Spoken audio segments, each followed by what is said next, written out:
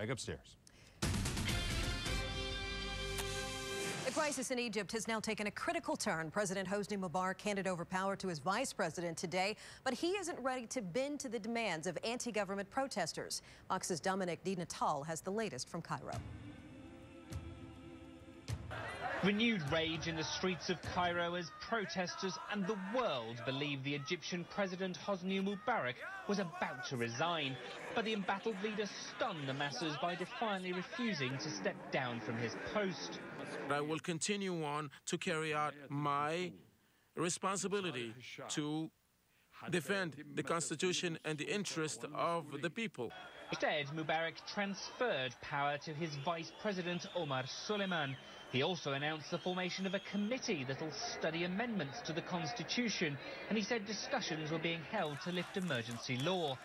Frustration and anger rose from Tahrir Square in response. Mubarak has the cheek to appear on television and apologize for those who have been killed and injured over the last few days, when he is the very man who is responsible for these deaths and injuries. Yet there were others who took comfort in the regime staying on. It is not good for a captain to leave his ship. A good captain will be the last to leave a sinking ship. In his own television address, Vice President Omar Suleiman tells protesters to, quote, go home. Weeks of unrest, he says, are taking a severe economic toll.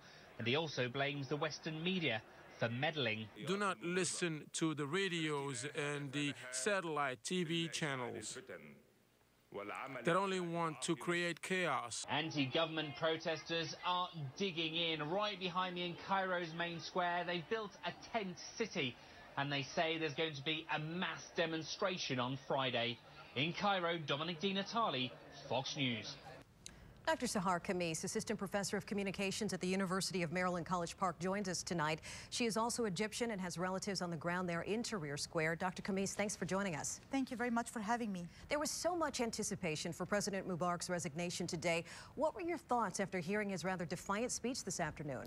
I share all the thoughts of Egyptians. We feel very disappointed, dismayed, even frustrated and furious that he did not take the decision everybody expected him to take after so many massive demonstrations on the streets for 17 days now. Today is the 18th day since the beginning of these demonstrations. So it was a big disappointment to all Egyptians, including myself and my family back there in Egypt. Let me ask you, how do you respond to people who say he's done enough? He said he would not run for re-election again. He has now transferred power over to his vice president.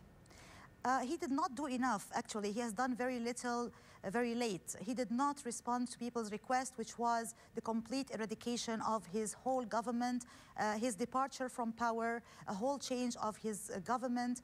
That has not changed. Actually, DC, the vice president, and DC's appointment of the prime minister and the choice of the cabinet as an extension of his own system and his stay in power. And these are not the demands of the Egyptian people out in the streets. They made their demands very clear, but obviously there's a huge gap and a disconnect between himself and his people. We saw incredible pictures of just crowds and crowds of people out there in the streets today.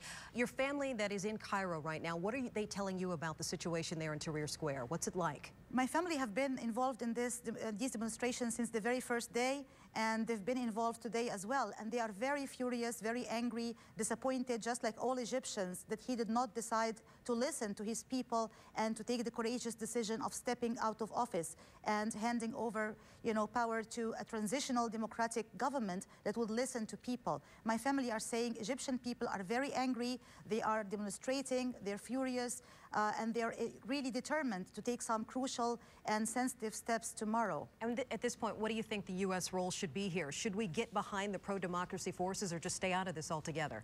I think staying behind the democracy forces is the best thing for the American government to do. I think we have been getting some positive messages from Secretary of State Hillary Clinton that the use of violence and coercion will not quiet these grievances and these requests from the Egyptian people. President Obama said Egypt will not go back to where it was before January 25th. And indeed, they're both very right. So I think the American administration is starting to sense the importance of backing democratic reform in this important and crucial part of the world. All right, Dr. Sahar Khamis, thanks for coming in and sharing your perspective with us tonight. Thank you. Fox 5 is getting results for viewers. Our investigation exposed